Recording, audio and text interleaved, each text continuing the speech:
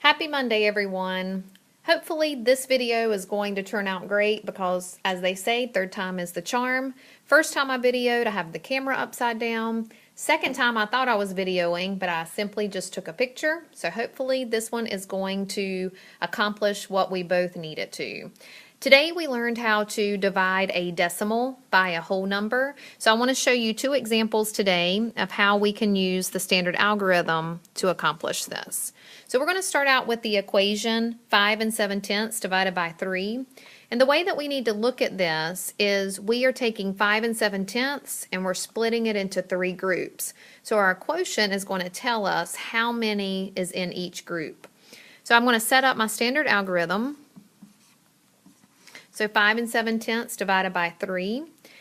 I don't have a decimal in my divisor. I will always want to check to make sure that it is a whole number, so I don't need to use powers of 10. It's okay to have a decimal in your dividend, and I'm going to take the decimal that I have here, and I'm just going to put in a decimal right above it so it's lined up, and that's where my decimal will be in my quotient.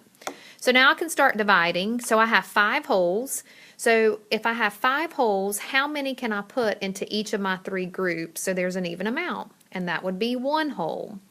So I would have 1 0/10. So 1 times 3 would give me 3 0/10.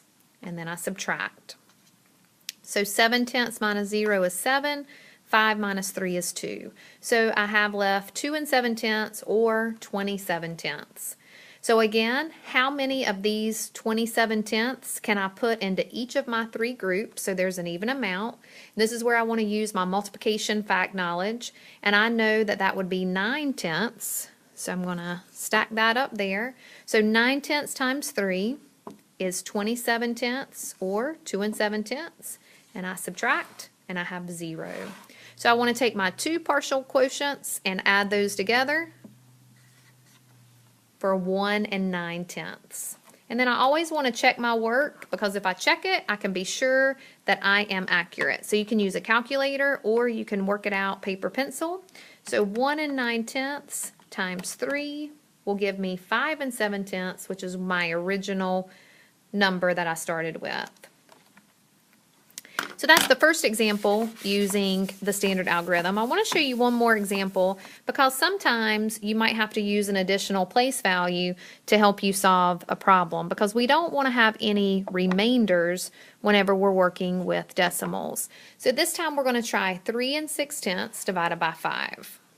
Again, I'm going to set up for my standard algorithm. I don't have a decimal in my divisor, so I don't need to multiply by a power of 10. I can have a decimal in my dividend, and I'm just going to move it straight up in the same position because that's where it will be in my answer. So again, I'm going to start out with my wholes. I have 3 wholes that I want to put into 5 groups.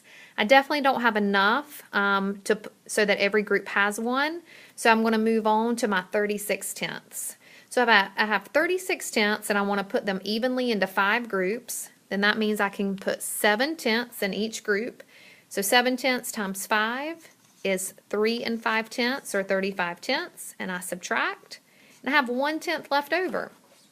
So if I have 1/10, I don't have enough to put into 5 groups evenly. So this is where I have to use that next place value, and I can place a 0 there in my hundredths place.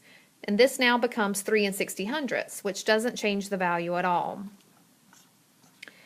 Because 1/10 that I originally had can be broken down into 10 hundredths. So if I have 10 hundredths, I can definitely place an even amount into each of my 5 groups. So if I do that, then I would put 2 hundredths into each of my groups. So 2 hundredths times 5 is 10 hundredths. And I have 0 left over. So again, I can use what I know with my partial quotients, and add those together. 70 hundredths plus 2 hundredths is 72 hundredths. Again, I want to make sure that I use multiplication to check my work. So this time I'll use paper pencil. So 72 hundredths times my divisor of 5. So 2 hundredths times 5 is 10 hundredths. 7/10 times 5 is 35/10, plus 1 more tenth is 36/10. So 3 60/100 matches my 3 6/10. So this is an example of when you may need to place a 0 in that next place value in order to finish out the problem so you don't have a remainder there. So thank you for watching. Hopefully this is going to help as you are working on your math problems tonight, kiddos, and parents as you are working to support them in their math knowledge at home. Have a great night.